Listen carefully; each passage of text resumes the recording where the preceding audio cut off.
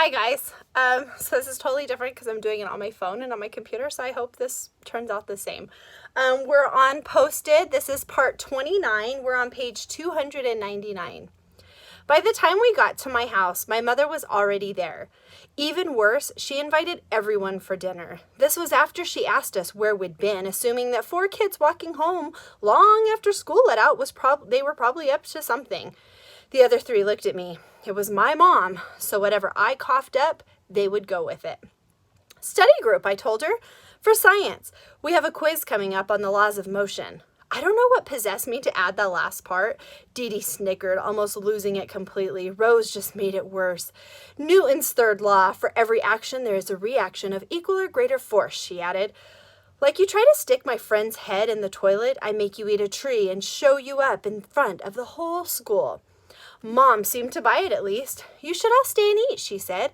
I can throw something together real quick. She kept her eyes on Rose as she spoke, as if she still couldn't believe there was an actual girl hanging out with us. For a second, Rose looked like she was about to say yes, but both Wolf and Dee Dee had experienced my mother's cooking before.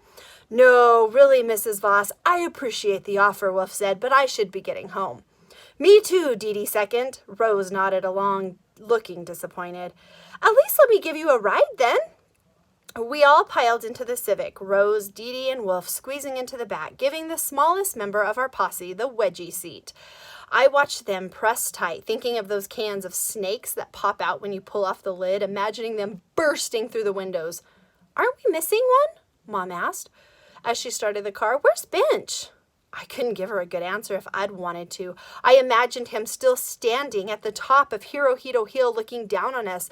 I wonder who he'd been rooting for. I didn't see him standing with Cameron and his friends. He hadn't been standing by us either, though. Had it been me running the gauntlet, I know he would have been there, front and center, cheering me on. At least I wanted to believe it. He's not in the same science class, Dee Dee said, which wasn't even the half of it. I heard Rose whispering to Wolf in the back seat.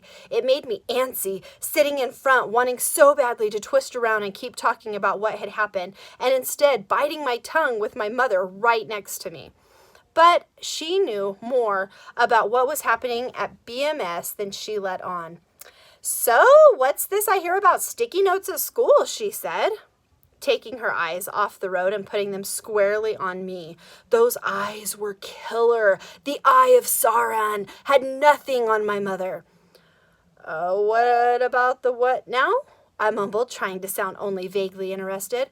Principal Whittingham sent out a recorded message this afternoon about a ban on sticky notes due to, how did he put it? A rash in hurtful and derogatory messages being spread around school. You all aren't involved in any of that, I hope. I shook my head, playing innocent. Involved? Us? Pfft. The back seat was quiet. My mother sighed with relief. Good, because I work with Elizabeth Browner, and she said her daughter Caroline, you know Caroline, apparently she came home yesterday absolutely beside herself, bawling over something somebody posted about her in the girls' locker room. Caroline Browner? I knew her. She was a 7th grader. Popular, pretty, in other words, Dee Dee probably had her locker number memorized. I'd always assumed she was untouchable, the kind of girl who was above teasing. What did it say? Liz wouldn't tell me, but she said it was terrible. I swear, sometimes kids can be so cruel. Can't argue with you there, Mrs. Voss, Rose said from between the seats, but we can be sweet sometimes. Out of the corner of my eye, I saw Wolf lean his head against the window, watching the world pass by, a twitch of a smile on his face.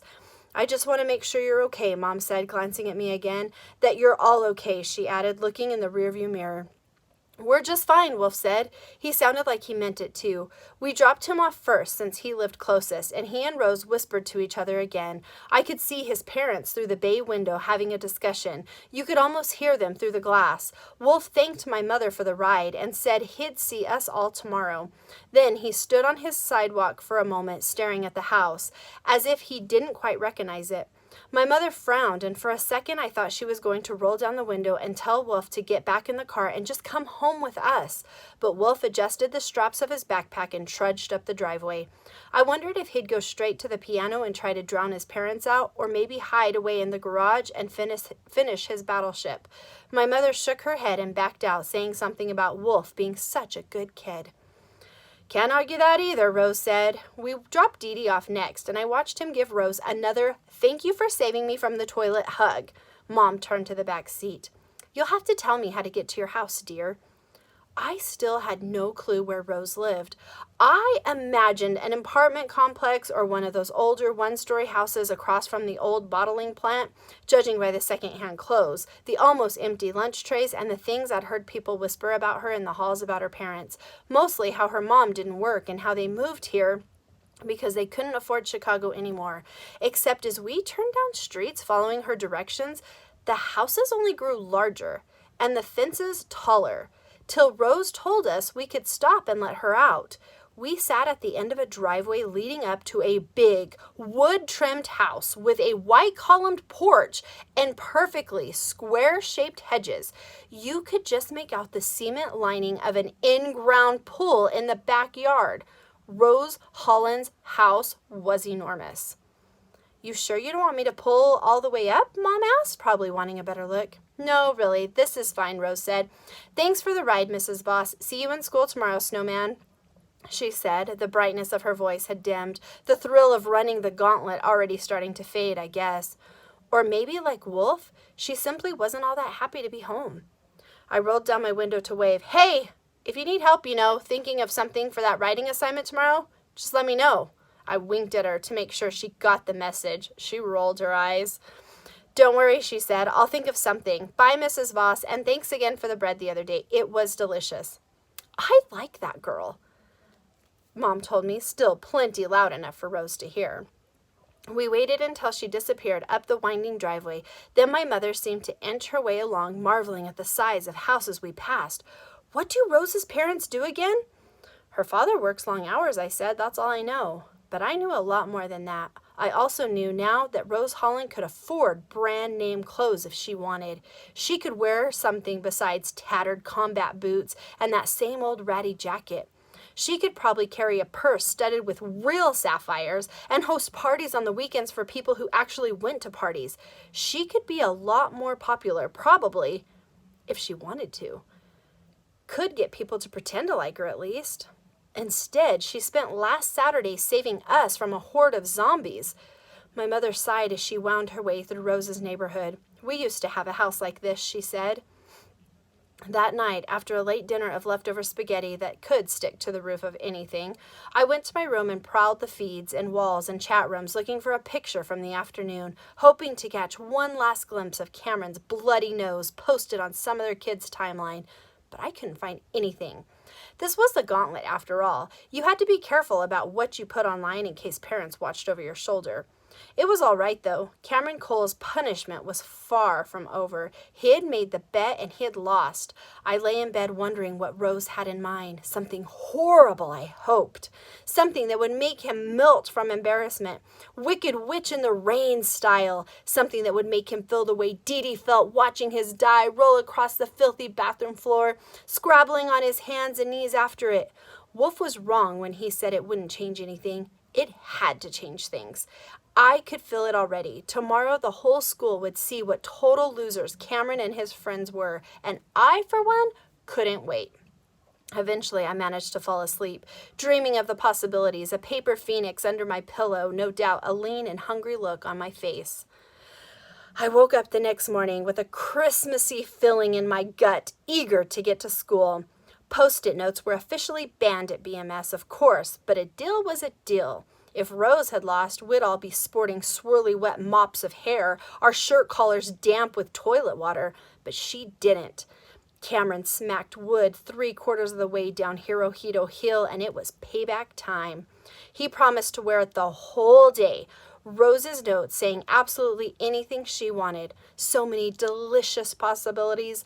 On the bus ride in, sitting by myself, I wrote down some ideas just in case she had a case of writer's block. Beaten by a ninja sorcerer princess. Teachers, don't make me sit. I just got my butt kicked. I'm docking puny because I tweed woke my nude. I don't know what that means. Or a big fat capital L.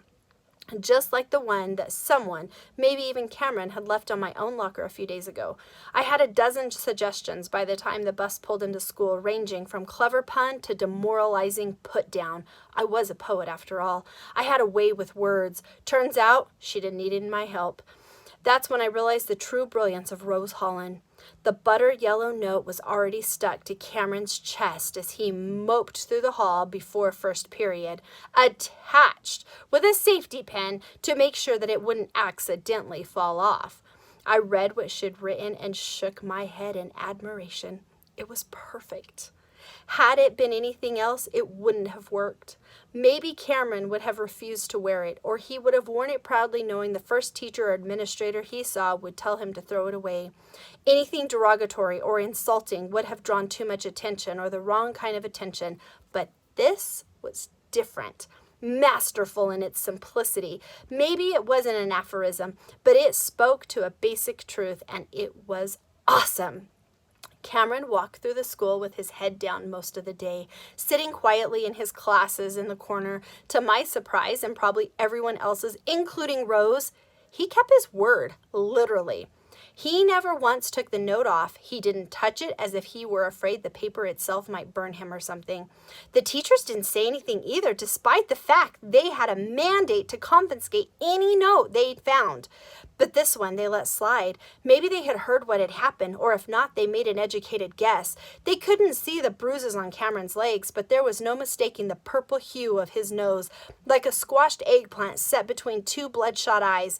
Maybe they thought the message was worth sharing, no matter who it was pinned to. After everything that had happened, after all the things they'd read, whatever the reason, they let him wear it, and I relished every moment I passed him in the halls. Until I saw him heading straight for Dee Dee's locker after the final bell. I tensed and looked for Rose, but couldn't find her. Wolf was gone too. Probably they were somewhere together. It was just Dee Dee and me all over again. I crossed the hall quickly, standing by his side. "Cameron," I whispered in Dee Dee's ear, nodding. Dee Dee's eyes exploded from his skull. Desperate, I even looked around for Bench. Instead, all I found was Mr. Parker, one of the science teachers. At the very least, I knew he would intervene if things got physical again. If Cameron tried to push us into the boys' restroom for swirlies, he felt he owed us. The boy with the note on his chest stopped less than 2 feet from us, and Dee Dee stepped even closer to me. His backpack held in front of him like a shield. The purple nose and painful-looking raspberries on his arms made Cameron look even more dangerous than usual. The day was over. All bets were off. Rose's note had humiliated him, and now he was going to take it out on us. He brought his hand up, and Dee Dee flinched, expecting a shove at least, but Cameron was just reaching for the note. He ripped it free from his pen and stuck it to Dee Dee's locker. He didn't say a word. His face was wooden, no smiles, no grimaces, no leers.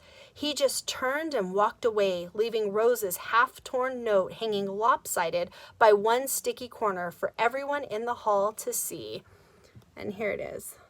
"I'm sorry." Dee Dee peeled the note off and held it between us. His whole body shook with relief. "Looks like we won," he said. I took Rose's note from him, rubbing my thumb over the words. "Yeah," I said, "looks like it." The war was over. I was sure of it. Dee Dee was sure of it. But we were both wrong. Head over to Schoology.